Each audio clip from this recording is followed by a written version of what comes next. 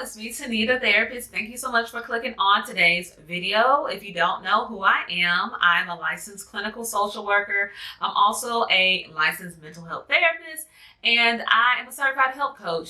And I try to take insight that I've gained across my almost 10-year now career journey and put tidbits of it on this channel in order to help people to prevent the mistakes that I've made. My channel, I would say, is a little bit different than, I guess, the average social work channel that you will see on YouTube, because it's not so much of top 5 social work jobs and things like that. It's more so if you were consulting with me and you wanted to pick my brain, that's the style of video that I make on this channel. So I strongly suggest, if you're interested in what I have to say, you stick around, and if you like my content, subscribe so that you can get more content in the future and hit the notification bell. So let's get into the career mistakes. So these mistakes are in no particular order, okay? I want to make sure that's clear. And to be honest with you, I don't even think this is an exhaustive list, because your girl has learned a lot. She's learned a lot, and yes, I'm speaking in third person. So I will truly say, like, the things that I've learned, I do not want anybody else to have to learn the hard way. And that is literally the main reason why I'm making the content on this channel in the way that I'm making it. So the number one thing that I did not do that I wish I would have done, even though these aren't in any particular order, this is something that I do believe is first and foremost, is I did not prioritize my spiritual, my mental, or my physical health the majority of my career journey. And while, like I said, these things are in no particular order, this one is my number one slot, because if you're not healthy, then you can't help other people to your best capacity. So at the end of the day, I wish I would have had a better and deeper relationship with the Lord, because that would have changed my perspective on the hardships I was going through during certain parts of my career. And in doing that, I, in essence, would have had better mental health space. I wouldn't have had such low morale in certain jobs. The next thing that I did not do when I was coming up in my career is I did not make a career plan. I didn't have a career coach. I wish, if I could do it all over again, that I would have had a career coach. Now, when you are pursuing licensure, inherently you're going to have a licensure supervisor. But the job of this licensure supervisor is not to tell you which jobs to take, although they can give you insight. That's not their job. Their job is to help prepare you to be successful and pass your LCSW exam, as well as to help you process any clinical practice issues or concerns. Not so much, you should take this job here, you should take that job here based on your career goals. Like I said, they can give you insight, but that's not the core of their purpose. So I would have had a career coach or career mentor specific for that. And then also, I would have had a LinkedIn profile. This is like a bonus tip. I would have had a LinkedIn profile at the very beginning. I do believe that whenever you are proactive in trying to go through this space, that you will have an easier job on the back end. So when it comes down to any career that you're trying to be upwardly mobile in, it's important to have a big perspective view on what you want to do. Now, things change, life happens, but when you have a big perspective view on what you want to do, it helps you to glean out any things that you don't want to deal with. The next thing that I didn't do that I wish I had done was I did not make sure that there were a lot of positions and options in the area that I moved to. So I did not move out of state to start my career. I actually moved to a different part of the state, 2 hours away from my hometown. And what a lot of people do, especially when they're green and they're just graduating, is, they're looking for a job. Obviously, they're looking at the salary. They're looking at other aspects that most people look at, but they don't look at what the other options are in totality, meaning like they don't look at, say for example, if I take this job and it doesn't work out, will I be able to go to this job that is similar? So make sure the options that you have in the area that you're looking to move to has a lot of options that are relevant to the space you want to work in. Because what you don't want to do is accept a job that's the specialty that you want, it doesn't work out, and then you feel like you have to move to a totally different state or totally like hours away just to be able to stay in that space. The next thing I didn't do that I wish I did do was I did not maintain close contact with the professors that I worked with in undergrad and grad school. So in undergrad, I had an assistantship where I worked for a prominent social psychologist, and I presented her research at an expo, and I still have that.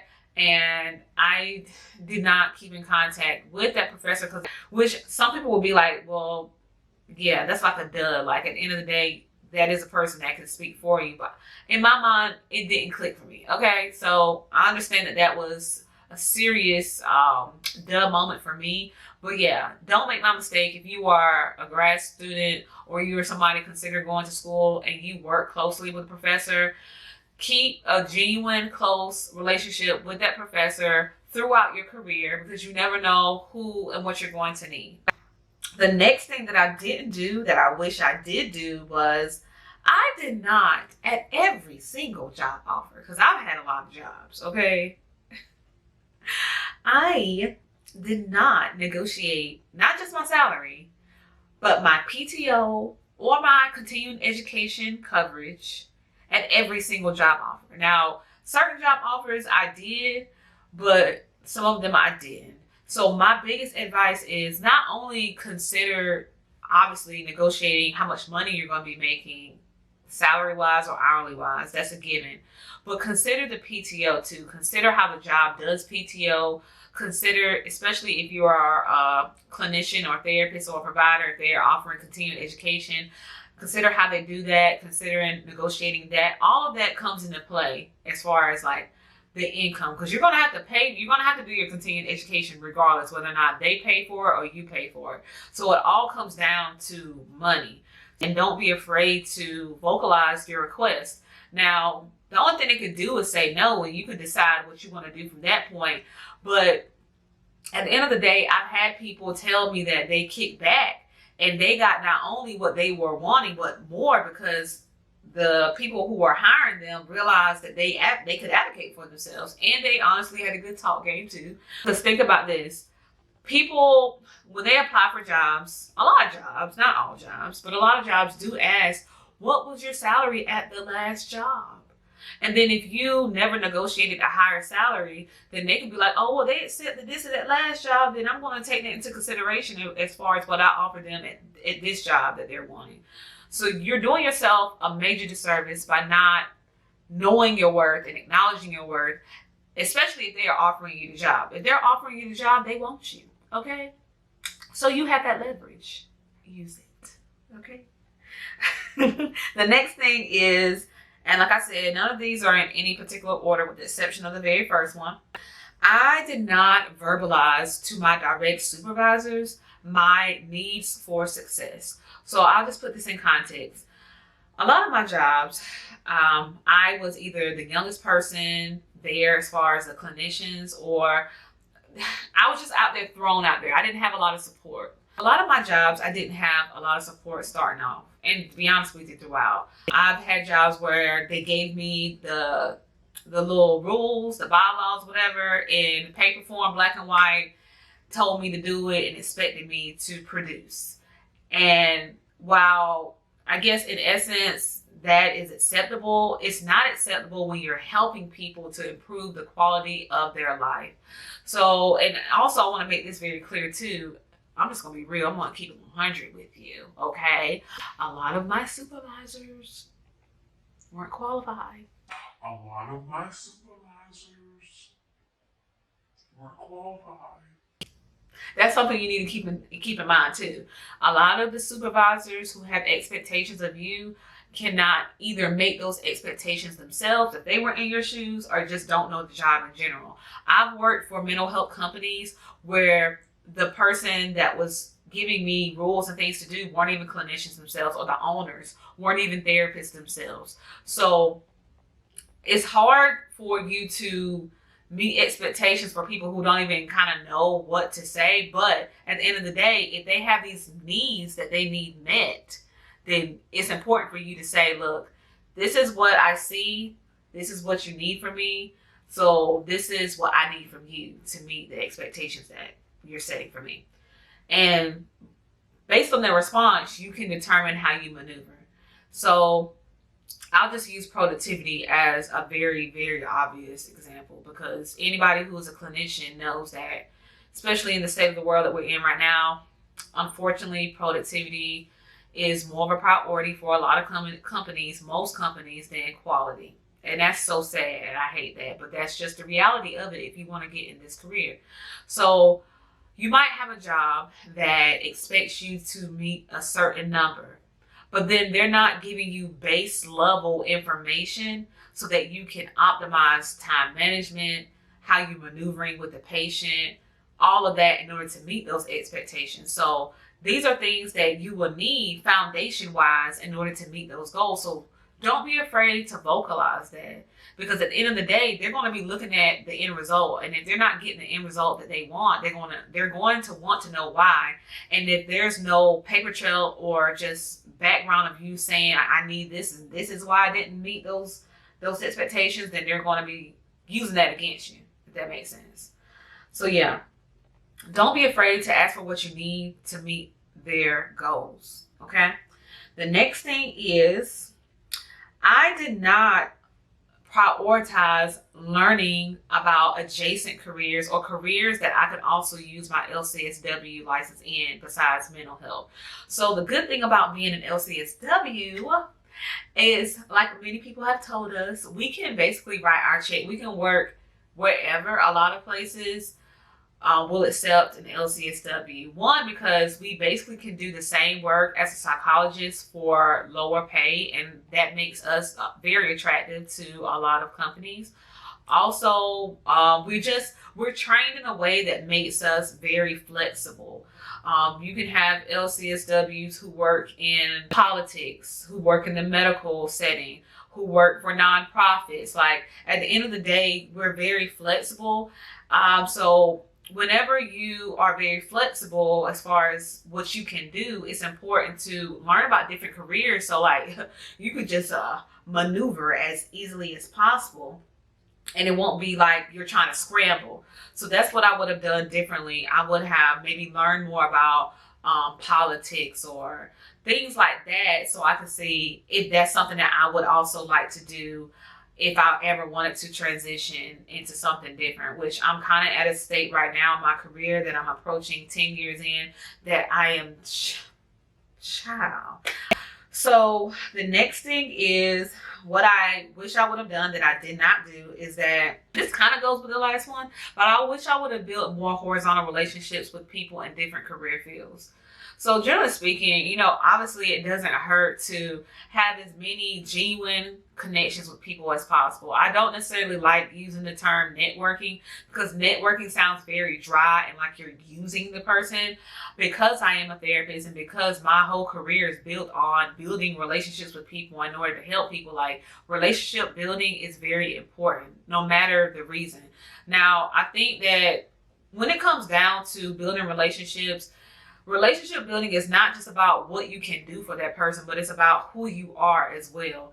And learning about people in different career paths is helpful, because obviously you want to see if you guys can be mutually benefiting each other, but also it kind of helps you to understand people's personalities and how they thrive in their career, and to see if you can glean any wisdom to apply to your own career. It's just helpful to know about other people's career paths in a way that's not so dry and networky, so to speak.